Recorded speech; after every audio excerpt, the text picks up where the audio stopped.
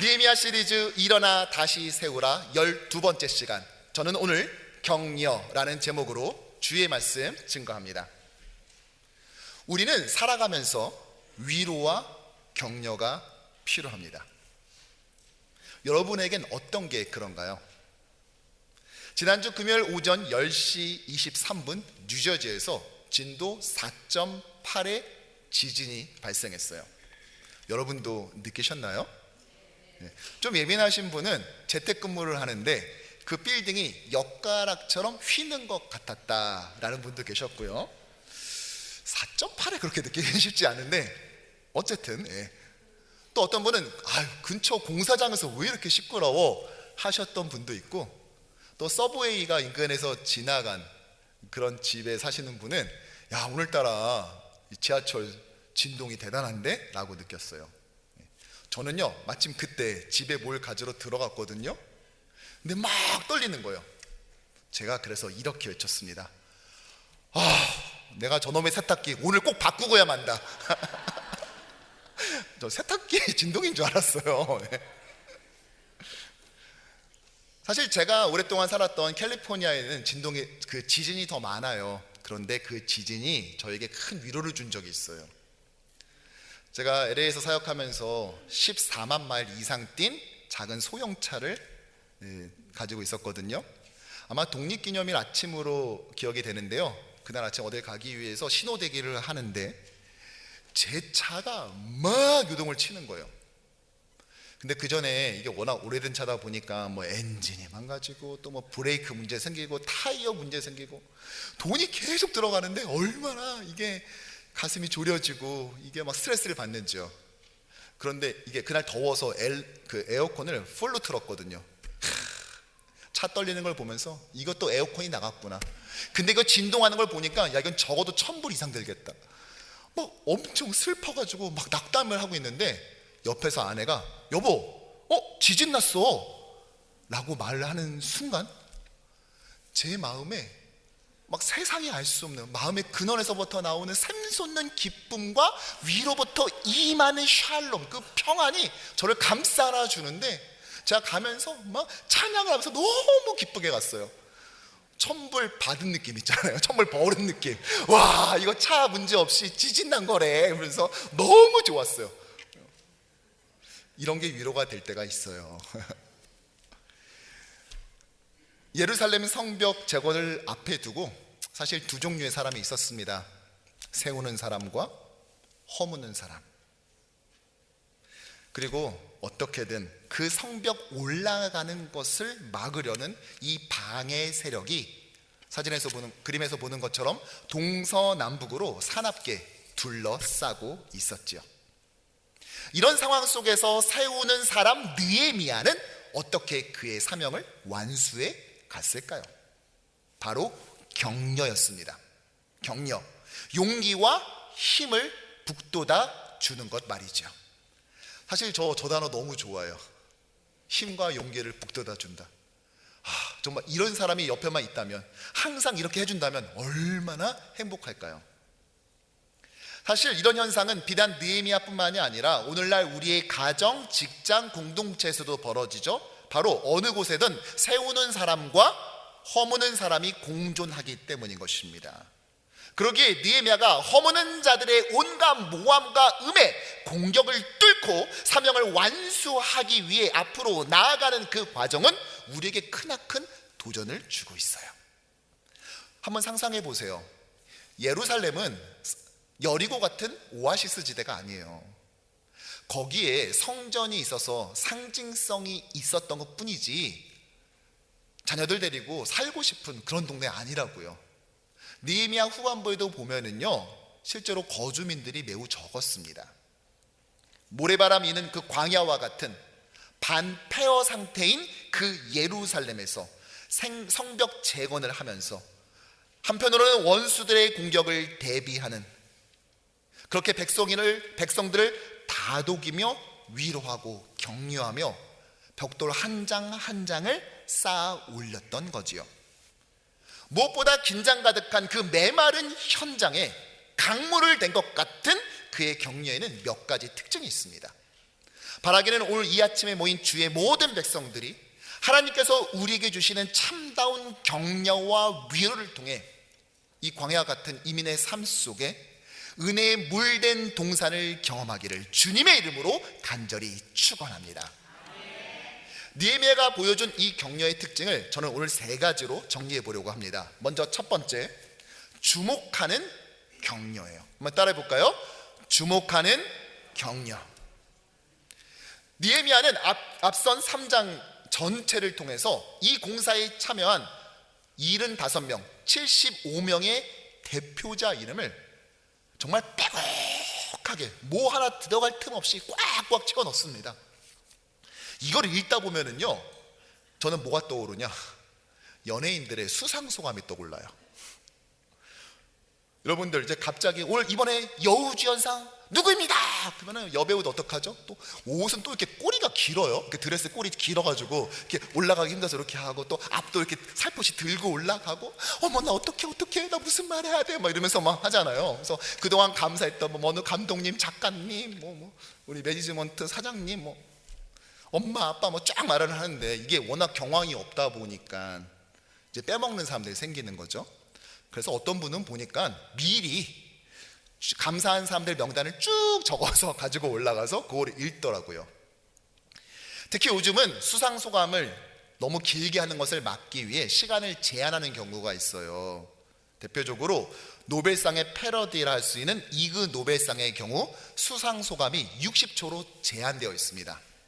만일 그 시간이 넘어가면은 스위티 프라고 불리우는 8살짜리 여자애가 올라와서 수상소감을 하고 있는데 옆에 서서 그만해요 지루해요, 그만해요 지루해요를 계속 반복해서 말하고 있어요. 그래서 수상소감을 하는 사람을 내보내요, 이렇게요. 그러다 보니까 어떤 여배우는요, 감사 인사할 사람을 미리 휴대폰에 전광판처럼 써놔서 틀어놓은 채 수상소감을 해요.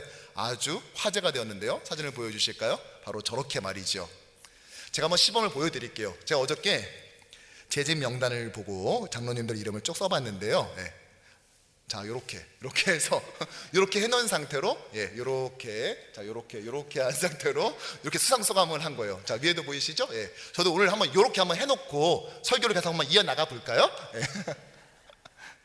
여러분, 왜 이렇게까지 해요? 왜요? 그렇죠. 한 명이라도 빼놓을까봐. 오늘 발음도 힘든 이 75명의 이름을 하나하나 읽다 보면은요, 그러한 느헤미야의 마음을 느낄 수가 있습니다. 누구 하나 빼놓기 싫은 거예요.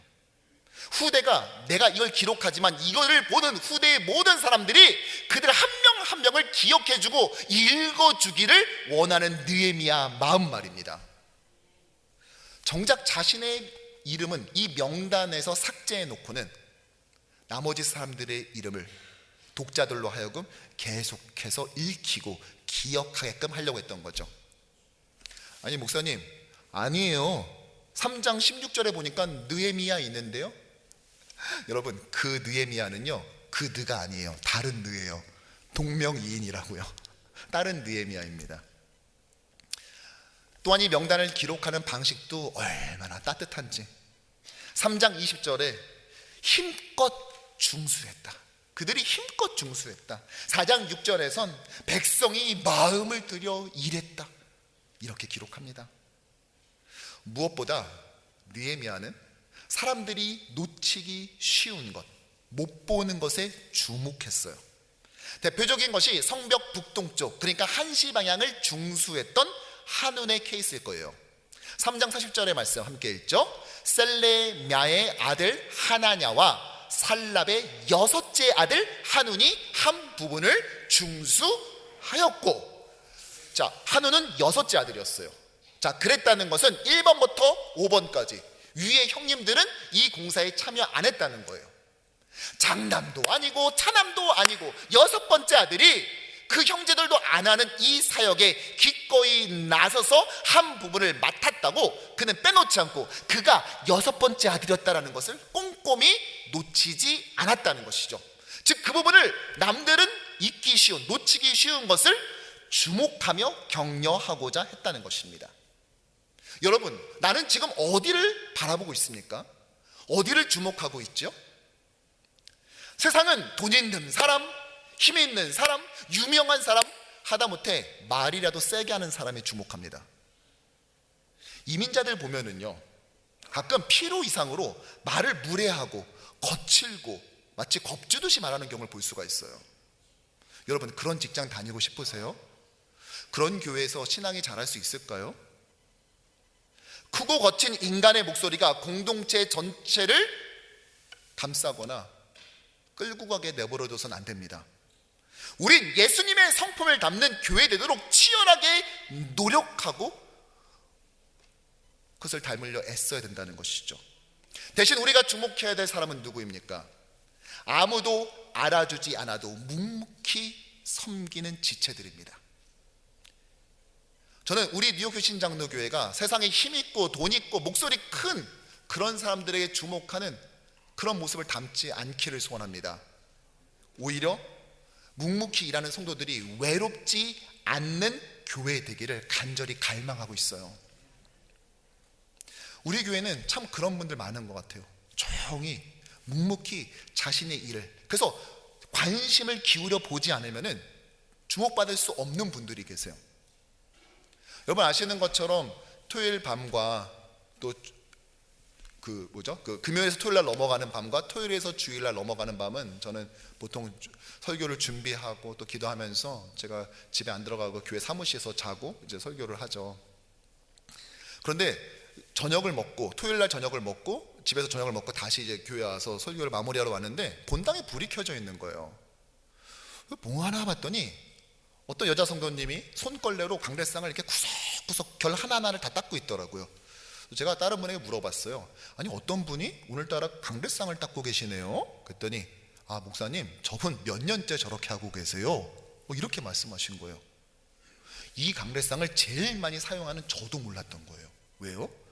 좀처럼 티나지 않게 조용히 그렇게 하셨으니까요.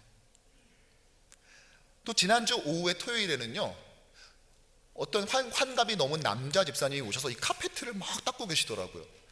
저희가 토요일하고 주일에는 라티노 형제 한 명을 고용해서 이제 교회 청소를 부탁드리고 있거든요. 아 오늘 그 형제 안 왔나 봐요? 라고 했더니 아니 벌써 하고 갔어요.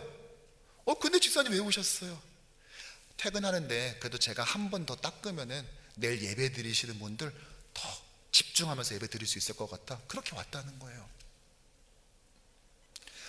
어떤 장로님은요 매일 평일 오후면은요 교회 한 바퀴를 삥 둘러가면서 휴지를 일일이 줍고 계십니다. 그리고 그저께는요 한 권사님이 직원과 함께 교회 화단을 갑자기 와가지고 팍 땅을 파는 거예요. 뭐 하나 봤더니 땅을 파가지고 거기다가 봄에 맞게 또 꽃을 딱 심어놓고 기습적으로 왔다가 호련히 사라졌어요. 그걸 또 현장을 덮친 바로 저 사진입니다. 네, 저렇게 다운로드 찍었어요. 뭐 하세요? 봤더니 저렇게 봄이 됐는데 그래도 마음이 쓰여서 자기가 화단 좀 심으러 왔다 가셨어요. 그런데요 알아봤더니 이분 상습범이에요. 지난주 토요일에도 부활절 앞두고 부부가 교회에 와서 강단 화단을 이렇게 직접 만들어 놓고 가셨더라고요.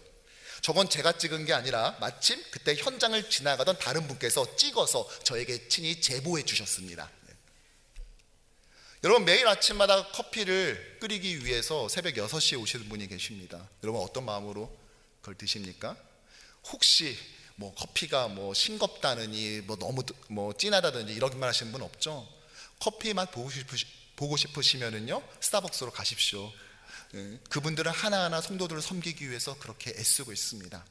우리는 바리스타 심사위원의 자리를 차지하는 것이 아니라 그것을 주목하며 애써주신 분이 있으니까 이 커피가 이것의 노역분화를 볼 줄 아는 시선이 있어야 될 것입니다. 여러분들 오늘도 식사를 준비하기 위해서 어제부터 애쓴 그런 구역원들 친교 문화팀이 있습니다. 짜면은요 물 타 드시고 싱거우면 소금 쳐 드시면 됩니다. 그런데 마치 우리가 무슨 백종원 선생님도 아니고 미슐랭 그 별점 주시는 분들도 아님에도 불구하고 오늘은 식사가 어떻다느니 품평을 하는 성도도 없기를 바랍니다. 없으시죠? 정말 밥을 하나 탈 때마다 이거 한 끼 준비하려고 얼마나 있었을까 감사합니다. 식당 안에 있는 분들을 주목할 줄 알아야 돼요. 저는 그래서 바빠서 주일 점심을 놓칠 때는 있지만 절대 놓치지 않는 한 가지는 꼭 주방에 들려서 감사합니다, 오늘 잘 먹었습니다, 성도님들 너무 좋아하십니다. 두 그릇 먹는 거는 용서할 수 있지만, 저는 뭐 격려할 수 있지만, 여러분들 맛을 평가하고 그것에 대해서 말하는 것을 저는 원치 않습니다. 우리 모두가 하나하나 그런 부분들을 주목할 줄 아는 그런 시선, 또 그것에 감사하고 따뜻히 말할 줄 아는 분들 되길 소원합니다. 저는 지난주에 너시몬을 방문하면서 그분들 한 분 한 분을 만날 때마다 너무 설레고 기뻐요. 제가 아무리 바빠도 그렇게 하는 이유가 뭔지 아세요? 우리가 주목해야 될 곳을 놓치지 말아야 되기 때문이에요. 눈앞에 스테이지에 올라가 있는 것을 주목하는 것은 우리 아니라 세상도 다 하는 거예요. 그런데 느헤미야가 보여줬듯이 참다운 신앙의 공동체는 어떻게 격려하냐? 놓치기 쉬운 부분, 아무도 보지 않는 그 부분을 볼 줄 아는 공동체가 될 때 우리에게 주신 이 영적 재건의 역사를 더욱더 활력 있게 이루어 갈 줄 믿습니다. 두 번째로요, 연합하는 격려예요. 느헤미야는 성도와 성도를 연합하도록 격려했습니다. 히브리어로 카사르라는 단어가 있습니다. 이게 뭐 묶다, 서로 매다, 뭐 연합하다, 공모하다 뭐 이런 뜻인데요, 느헤미야 4장에서 서로 다른 두 개의 그룹에 적용되고 있습니다. 먼저 4장 6절을 보면은요, 시작. 이에 우리가 성을 건축하여 전부가 연결되고, 이때 카사르입니다. 유다 백성이 각자 자기 맡은 45개의 구간을 서로 완성했더니 연결되어서 카사르 되었죠. 반면 잠시 후 8절에서 산발라, 도비아 같은 반대 세력 역시도 카사르 하는데요, 시작.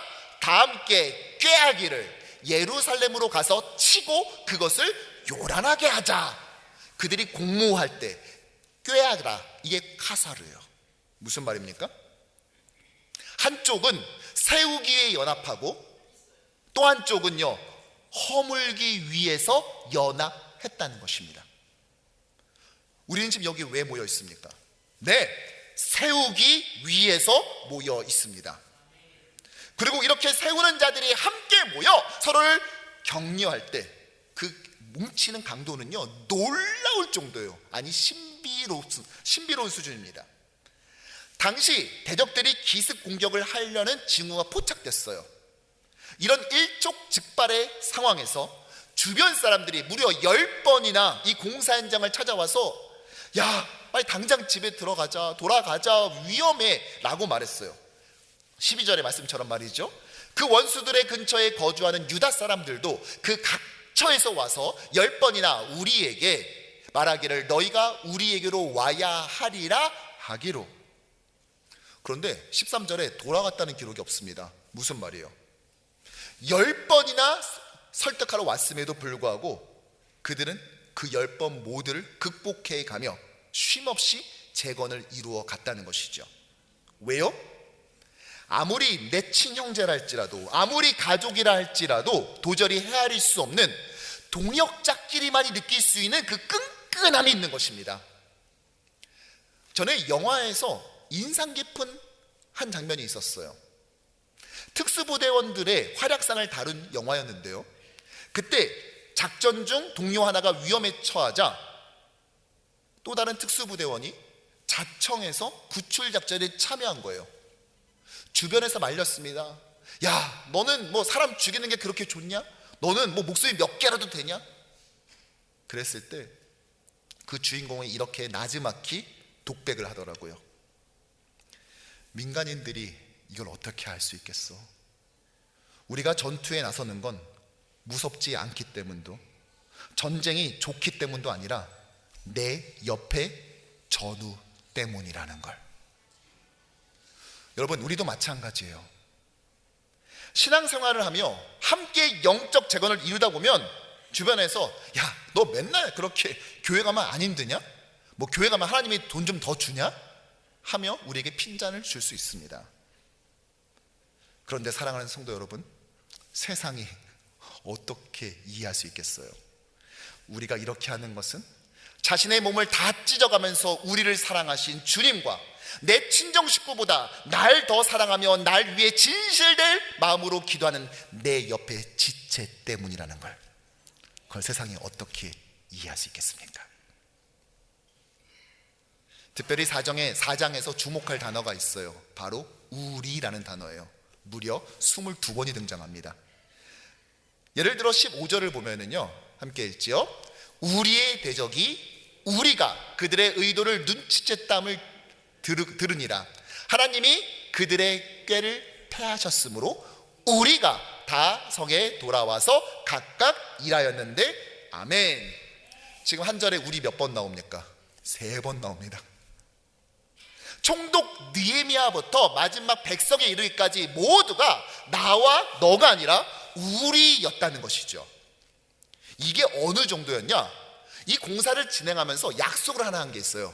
20절인데요 시작. 너희는 어디서든지 나팔 소리를 듣거든 그리로 모여서 우리에게로 나오라. 우리 하나님이 우리를 위하여 싸우시리라. 아멘. 나는 공사를 해야 되는데 언제 대적에 쳐들어올지를 모르잖아요. 그러니까 나팔을 불면 와서 지켜주기로 약속을 하고 나는 공사에 전념했던 거죠. 근데 여러분, 안 오면요? 아니, 안 오면 어떡해요? 난 죽는 건데? 그러니까 서로가 서로에게 자신의 목숨까지 맡길 만큼 신뢰했던 것입니다. 보세요. 이 20절에도 우리가 몇 번 나옵니까? 한 절에 3번이나 나오잖아요. 바로 이것이죠. 저는 우리 뉴욕 신장로회가 서로 연합하되 서로 하나 되되 카사를 하되 그냥 세상이 동창회에서도 할 수 있는 그 정도의 수준이 아니라 서로가 서로를 자기의 목숨까지 내어 맡기면서 신뢰할 수 있는 그런 진정한 하나됨, 카사르를 실천하기를 주님의 이름으로 축원합니다. 마지막 3번째로 믿음의 격려였어요. 여러분, 진짜 격려는요, 그저 괜찮아, 잘 될 거야, 서로 희망회로 돌려주는 게 아닙니다. 그런 손쉬운 위로가 아니라 나와 함께한 분이 누구인지를 깨닫게 해주는 것, 이게 참된 위로일 줄로 믿습니다. 그런 면에서 느헤미야가 건넨 격려의 중심에는 언제나 하나님을 향한 믿음이 있었어요. 먼저 그는 하나님을 바라보게 하는 말씀을 나누었습니다. 4절을 보면은 너희는 그들을 두려워하지 말고 지극히 크시고 두려우신 주를 기억하고. 자꾸만 대적의 무기, 대적의 막 그 병력 규모, 적이 세상이 무서워지니까 하나님이 작아 보이잖아요. 그러니까 크신 하나님, 두려우신 하나님을 주목하게 만들었죠. 또한 20절에서는요 이렇게 말하는데 시작. 우리 하나님이 우리를 위하여 싸우시리라. 아멘. 하나님이 이 싸움에 함께 하셔. 그러면서 마음을 계속 그것으로 모아주는 거죠.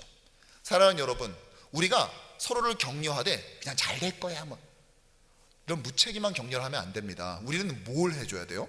네, 하나님을 바라보도록 하나님의 말씀으로 격려해야 됩니다. 그러기 위해서 말씀 열심히 읽으셔야 돼요. 열심히 암송하셔야 돼요. 나 좋으려고 하는 것이 아니라 옆에 사람을 격려하기 위해서라도 열심히 말씀 읽고 암송해야 된다고요. 여러분, 나도 그랬어. 이게 처음에 위로가 꽤 돼요. 그쵸? 나도 그 일 당해봤어. 근데 여러분, 이게 케이스 바이 케이스예요. 같이 암에 걸렸어. 나도 암에 걸렸었어. 근데 내 케이스랑 그분 케이스랑 다를 수 있다고요. 그걸로 위로하는 건 한계가 있어요. 왜냐면 상황마다 다 다르니까. 그런데 하나님의 말씀은 어떻죠? 어떠한 상황이 있던지 간에 그것이 100년 전이든 500년 전이든 1000년이든 상관없이 언제나 한결같은 그 진리의 말씀에 의지하며 하는 격려는 모든 상황에서 성취되는 말씀 아닙니까? 그것이 진정한 위로일 수 있다는 것입니다. 뿐만 아니라 느헤미야는 하나님을 붙잡는 기도로 격려했습니다. 4절의 말씀을 보면은요 시작. 우리 하나님이여 들으시옵소서. 우리가 업신이 여김을 당하나이다. 아멘. 함고 설교했을 때만 나누었죠. 우리는 하나님 앞에서 거룩한 고자질쟁이가 되어서 억울하고 힘든 일을 닥쳤을 때 누구 붙잡고 넋두리 하는 것이 아니라, 힘 있는 사람한테 도와달라고 말하는 것이 아니라 싹 다 가지고 와서 하나님 앞에 다 풀어놓고 미주알 고주알 하나님 제가 저한테 저랬대요 이랬대요 하면서 다 일러 바쳐야 돼요. 왜요? 그분이 이 문제의 유일한 해결자이시니까. 뿐만 아니라 9절에서는 이렇게 말하고 있습니다. 우리가 우리 하나님께 기도하며 그들로 말미암아 파수꾼을 두어 주야로 방비하리이다. 않은데, 여러분 상황이 너무 몰리면은요, 아휴, 포기하면 쉬워진다 싶어서 다 내려놓고 싶어요. 그렇지 않아요?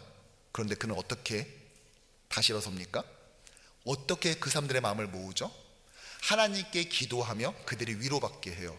힘을 얻으니까 그들은 그 힘으로 파수꾼을 두어 주야로 방비하게 되는 것입니다.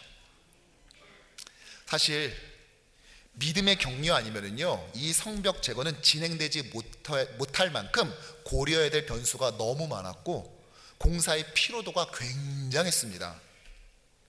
비록 15절 말씀처럼 그들이 기습 공격을 준비했지만 그것이 미리 발각되어 좌절됐어요. 그러나 언제 마음 바꿔서 다시 올지 모르잖아요. 그래서 한 손에는 공사를 위한 짐을 들고 다른 한 손에는 무기를 들여야 했습니다. 아니, 양손으로 삽질해도 힘든 판국에 한 손엔 칼 들고 한 손에 삽 들어서 이거 어떻게 공사를 진행합니까? 더군다나 당시 성벽 재건 현장을 보건대 미국 노동법을 적용시키는 순간 이건 완전히 직장 폐쇄 수준이에요. 자, 21절 봅시다. 21절 시작. 무리의 절반은 동틀 때부터 별이 나기까지 창을 잡았으며, 자, 공사를 어떻게 했다고요? 아침에 해 뜰 때부터 별 뜰 때까지, 즉 해질 때까지 했다고요. 2024년 4월 7일 현재 일출 시간은 오전 6시 28분, 일몰 시간은요 오후 7시 27분이에요 그러니까 지금 하면은 13시간을 꼬박 근무하는 건데, 안식일 빼고 주 78시간, 뉴욕주 노동법 주 40시간에서 무려 38시간이나 지금 초과된 것입니다. 초과 근무예요. 그런데 이게 다가 아닙니다. 22절을 보면은요, 시작. 밤에는 우리를 위하여 파수하겠고 낮에는 일하리라 하고. 밤에는 쉬는 게 아니라 보초를 서는 거예요. 뉴욕 노동법을 보면 오전 11시 이전부터 노동을 시작한 경우 6시간이 경과하기 전에 오전 11시부터 오후 2시 사이에 적어도 30분 이상의 쉬는 시간 또는 점심시간을 주도록 법에 규정되어 있죠. 근데 이건 아예 출퇴근 개념이 없는 거예요. 밤에는 보초 쓰고 낮에는 일하고. 근무 환경은 또 어땠냐? 여러분 23절을 볼까요? 시작. 우리가 다 우리의 옷을 벗지 아니하였으며 물을 기르러 갈 때에도 각각 병기를 잡았느니라. 항상 전투에 임할 수 있도록 잘 때도 옷 입고 자고요, 물 들어갈 때도 무기를 휴대해야만 됐습니다. 따라서 이러한 극한의 사역을 감당할 수 있었던 것은, 야, 우리 서로 힘내자, 으쌰으쌰 한번 해가지고 감당할 수준이 아니라고요. 그것도 하루 이틀이지 어떻게 매일 이렇게 살아갑니까? 이것은 그들 안에 믿음의 격려가 있었기 때문에 가능한 일이었다고요. 우리는 지금 믿음으로, 즉 말씀과 기도로 서로 격려하고 있나요? 저는 구역 신방을 하다 보면은요, 와, 은혜 받을 때가 많아요. 아니, 저런 이야기는 솔직히 오픈하기 쉽지 않은 이야기인데 어떻게 저렇게 할 수 있을까? 그러나 참 안타깝게도 많은 이민자들이 절대 자신의 연약한 부분, 부족한 부분을 밝히기 싫어요. 그런데 한번 제가 여쭤볼게요. 여러분, 괜찮은 척 하면서 사는 거 힘들지 않으세요? 가끔 고국에 계신 저희 부모님과 통화할 때요, 저희 아버지는 항상 똑같은 거 물어보세요. 야, 광선아, 너 건강 신경 쓰고 있지? 간 수치 어때? 맨날 간 수치를 물어보세요, 저한테. 할아버지 간으로 돌아가신 거 알지? 아빠도 간 안 좋은 거 알지?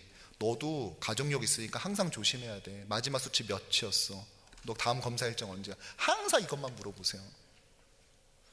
뭐 많은 분들 아시겠지만 제가 간 수치가 좀 높아가지고 뭐 이건 노력해서 어떻게 할 수가 없어요. 뭐 잘 조절해야죠.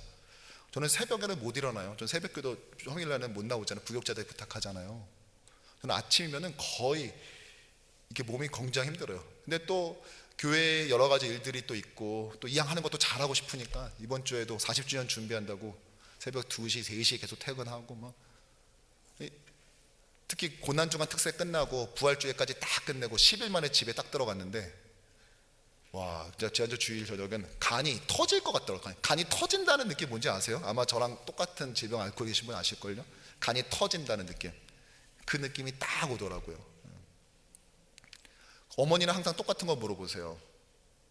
야, 너 어려운 거 없어? 기도 제목 있으면 좀 말해. 맨날 괜찮다고만 하지 말고, 엄마 기도하는 거 알잖아. 너 엄마한테 솔직하게 말해.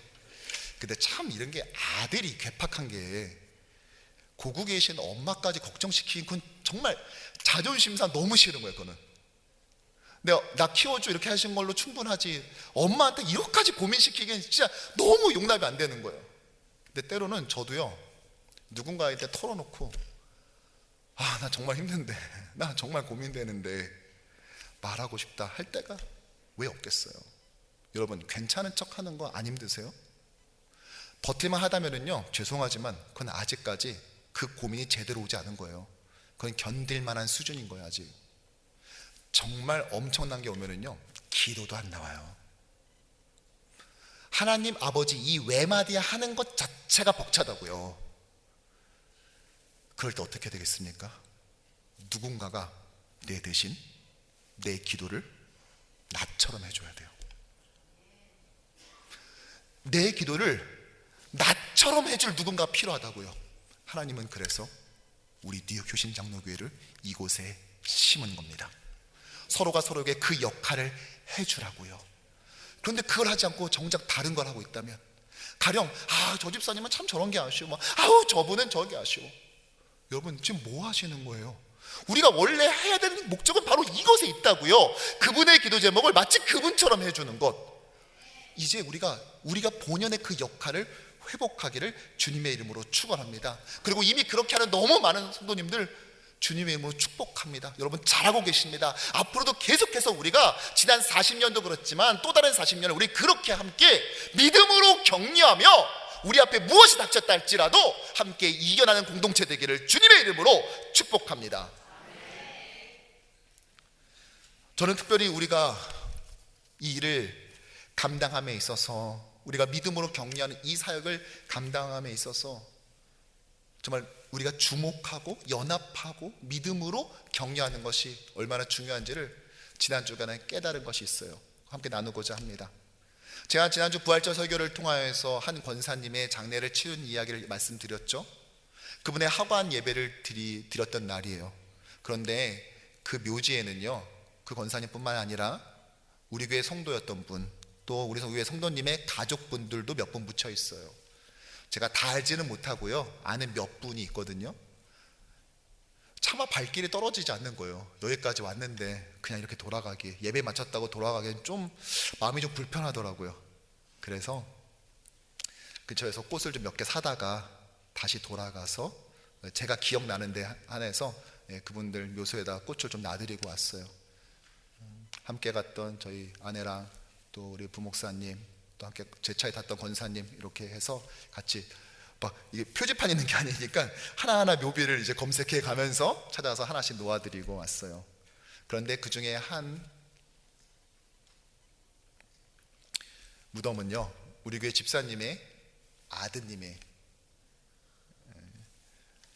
그런 묘소였습니다. 참 힘들게 얻은 아들이에요. 여러 번 어려움을 겪었다가 정말 힘들게 얻은 외아들이었습니다. 참 감사하게 열심히 공부했고, 그래서 본인이 원했던 그 대학 전공도 마쳤고요, 또 맨하탄에서 열심히 또 근무도 했어요. 신앙도 좋았을 뿐만이 아니라 참 보기 드문 효자였어요. 그런데 갑자기 병에 들었고 투병한 지 6개월 만에 하나님 품에 먼저 안겼어요. 이 집사님 매주마다 그 아들 생각나서 묘소를 찾아서 꽃을 두고 가십니다. 지난 5년 동안을 그러셨어요. 제가 4주기 때는 가정에서 예배를 함께 드렸는데요, 그나마도 처음에는 매일 가셨대요. 그런데 지금은 이제 매 주일마다 예배 마치시고 가십니다. 제가 간 날이 월요일이었는데 그 전날 가셨으니까 이미 꽃이 저렇게 있고요, 제가 그 앞에 이제 놓아드렸습니다. 왜 자녀는 가슴에 묻는다고 하잖아요. 그날 저녁 제가 그분과 그 집사님과 전화 통화를 했습니다.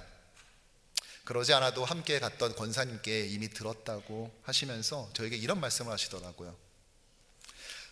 목사님, 아들이 처음 진단받은 게 부활절 시즌이었어요. 그래서 이맘때가 되면 사실 제가 마음이 더 힘들어요. 날이 맑으면은 날이 맑아서, 날이 굳은 날은 또 날이 어두워서 자꾸만 그렇게 불현듯 울게 된다는 거예요. 그리고 사실 오늘도 울면서, 아들 생각에 울면서 출근했는데 목사님이 저의 아들 묘소에 다녀갔다는 이야기를 듣고 그 슬픔이 사라졌어요 라고 말하더라고요. 단순히 꽃 한 송이 놓았다고 해서 하신 말씀은 아닐 겁니다. 그 집사님 예배 끝나고 나가실 때 저랑 악수하면 항상 똑같이 말씀하셨어요. 목사님, 말씀 감사합니다. 말씀과 기도 가운데 믿음으로 격려받는 분이었습니다. 저는 그 권사님과의 통화를 끝내고 난 다음에요, 한동안 다른 일을 할 수가 없었어요. 40주년 막 계획하면서 막 이거 짜다고 있다가 그걸 할 수가 없겠더라고요. 가만히 그분이 하신 말씀, 목사님, 슬픔이 사라졌어요. 오늘은 더 울지 않았어요. 사랑하는 성도 여러분, 우리는 다른 지체를 평생 울지 않게 만들 수는 없습니다. 안타깝게도 우리에겐 그런 능력이 없어요. 하지만 적어도 그분이 하루는 울지 않게 만들 수 있습니다. 그리고 우리는 이미 365명이 넘는 성도가 있잖아요. 그렇다면 우리가 돌아가면서 하루에 한 명씩만 그분을 그렇게 위로한다면 그분은 1년 내내 울지 않을 수 있지 않겠습니까? 이것이 바로 우리 교회가 나아가야 될 길인 것입니다. 그분 세상에서 힘있고 돈 있는 분 아닙니다. 누구 하나 주목하지 않는 분이에요. 그러나 항상 그 예배 자리를 지키면서 은혜를 사모한, 그래서 교회가 어렵고 힘든 순간에도 그 자리를 끝내 지켜나고야 맞섰던 그런 분이십니다. 누구도 그분에게 주목하지 않을 수 있지만 우리는 그분을 주목할 줄 알아야 됩니다. 뿐만 아니라 그냥 간선히 참 안 되셨다 하는 정도가 아니라 그분과 연합하되 긴밀히 카사르, 완전히 묶이고 매여서 단순히 사연을 공유하는 것이 아니라 감정과 마음을 공유할 수 있고 무엇보다 믿음으로 서로 격려할 수 있는 그런 공동체가 돼야 한다는 것입니다.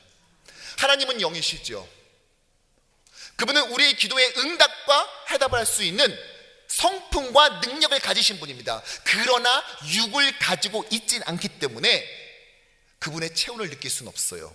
대신 하나님은 그분의 마음을 품은 자들을 통하여서, 하나님의 마음을 품은 그 자의, 그 지체의 체온을 통하여 아픔을 당한 또 다른 지체에게 하나님의 체온을 느끼게 하기를 원하셨고, 그것이 바로 이 땅에 심겨진 우리 교회인 줄 믿습니다.